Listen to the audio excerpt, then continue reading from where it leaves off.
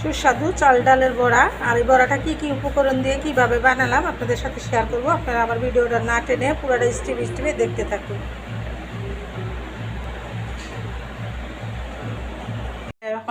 আসসালামু আলাইকুম। হ্যাঁ, ডাল চাল বড়া বানানোর জন্য এখানে নিয়েছি আমি ডাল আর মুসুর ডাল আর চাল। এটা আমি ভিজিয়ে রাখছিলাম 10 মিনিটের বেশি ভিজানো লাগে না, হয়ে যায়। আর এখানে নিয়েছি পেঁয়াজ, আদা, রসুন, শুকনো মরিচ, দিব সাথে শাহি গরম মশলার গুঁড়ো। আমি এগুলো আগে ব্লেন্ডারে দিয়ে নিই, তারপরে আমি ডালটা দিব।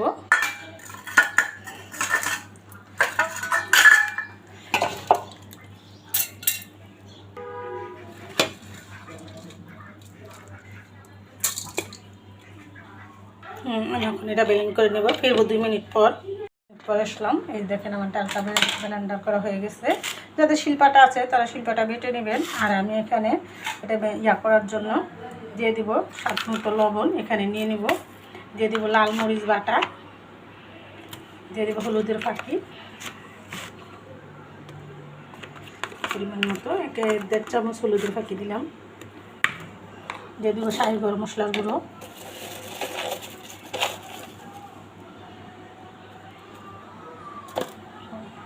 দিয়ে দেবো কিছুটা এলাচি, লেবুর রস, লেবুটা অনেক রস,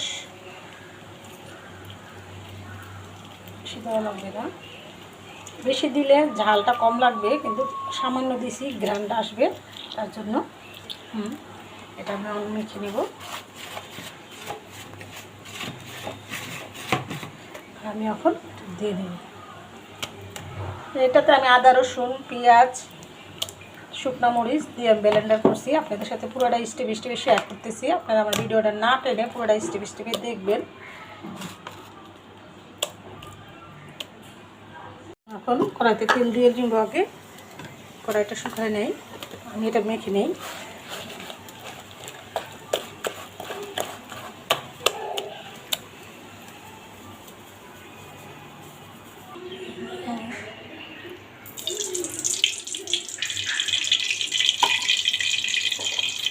আমি সবসময় আপনাদের সতর্কবাণী দিই, সবসময় চুলার আঁচ থেকে দূরে সরে রান্নাটা করবেন আর দুর্ঘটনা এড়িয়ে চলবেন।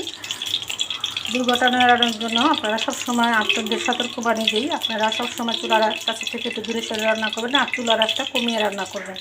হ্যাঁ, আমি এখানে তেলটা গরম হতে আমার ডালটা একটু ফেটে নিব, এদের সাথে শেয়ার করতেছি, দেখতে।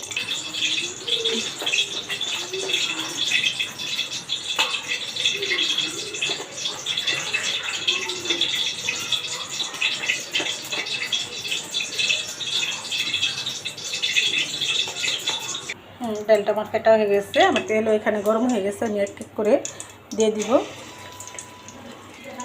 বাচ্চারা বায়না করে বিকেল হলে এটা খাবো ওটা খাবো, কিন্তু আমি আমার নাতিনদের, আমরা ফ্যামিলি সবারই আমি নিজে হাতে বানিয়ে খাওয়ার চেষ্টা করি। আপনারা ওরকম নিজে হাতে বানিয়ে খাওয়ানোর চেষ্টা করবেন, সবসময় ঘরে বানানোর চেষ্টা করবেন।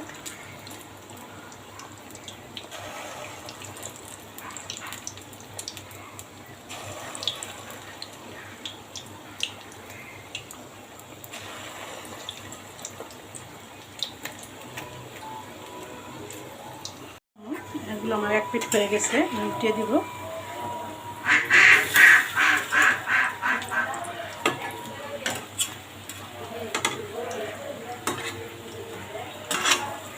দেখতে সুন্দর, কালারফুল, যেমন খেতেও খুব সুস্বাদু। আপনারা বাচ্চাদের বানিয়ে খাওয়াতে পারেন এরকম সুস্বাদু নাস্তা বিকেলবেলা।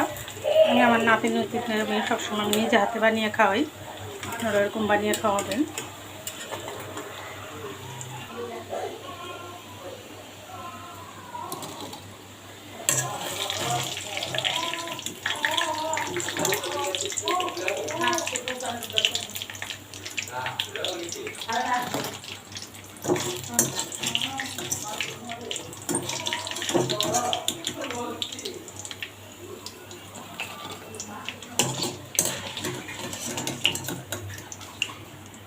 বাকি কটা আমি দিয়ে দিলাম। আর আমার এখানে হয়ে গেল ফুলকো ডাল চালের বড়া।